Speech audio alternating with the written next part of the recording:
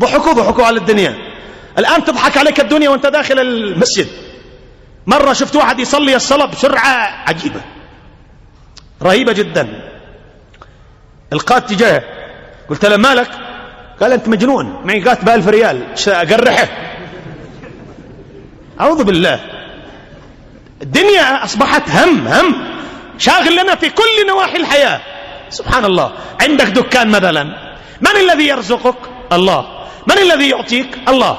أذن المؤذن، لا تقتل نفسك، لا تحمل هم الفلوس والدنيا، غلق بسهولة، بسم الله توكلت على الله، وسير المسجد صلي. لا تحسب الربح وانت بتصلي، ولا تحسب الربح وانت ساجد، ولا تحسب الربح وانت راكع، ولا تكمل الفلوس وانت مسلم. لا، صلي واترك الدنيا بعيدا، وعش حياتك الطيبة أمام رب العزة والجلال.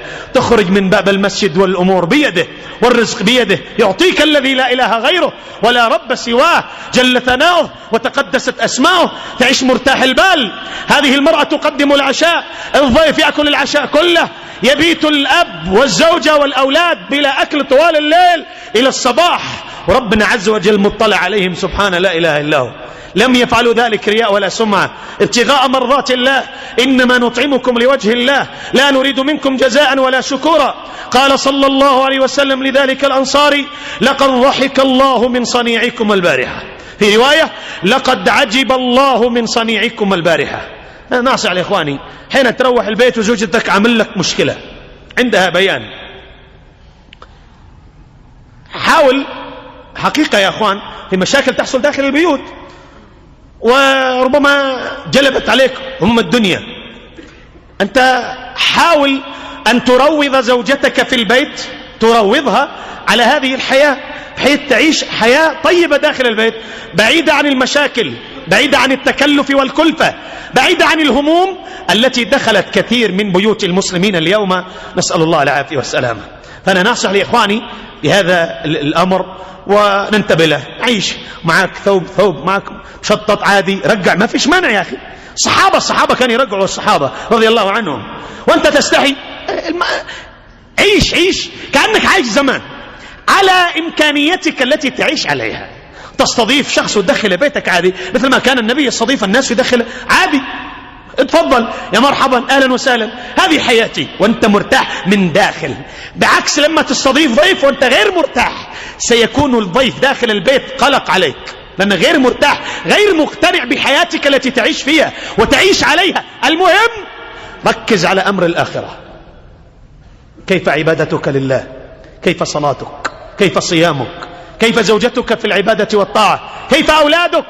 كيف حياتك مع رب العالمين؟ كيف حياتك مع القرآن، مع السنة؟ هل تصلي الفجر جماعة؟ هل تحافظ على العبادة أم لا؟ فإذا كنت على خير فاحمد الله، أما الدنيا هي بيد الله. قال النبي صلى الله عليه وسلم: إن الله يعطي الدنيا من يحب ومن لا يحب، ولا يعطي الدين إلا من أحب.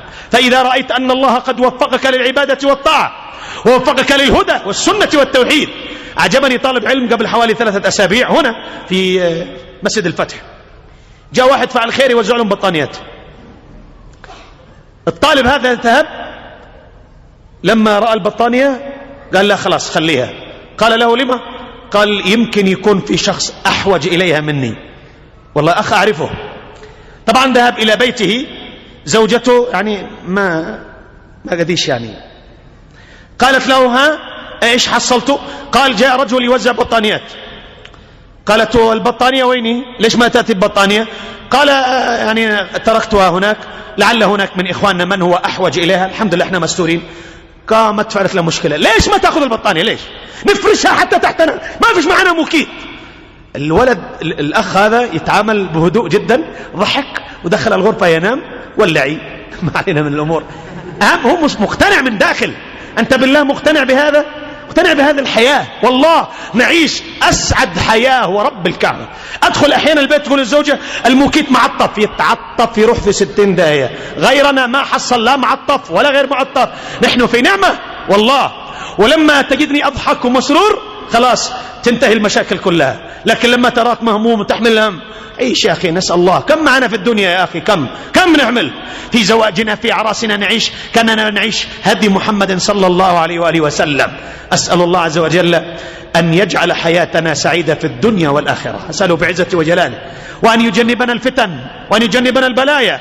والله ما وصلت البلاد إلى ما وصلت إليه إلا لأنهم حملوا هذا الهم، فأكلوا ونهبوا وسرقوا، وحصل القتل والقتال والمفاسد والضيق والنكد والحقد والكراهية التي دخلت في المجتمع.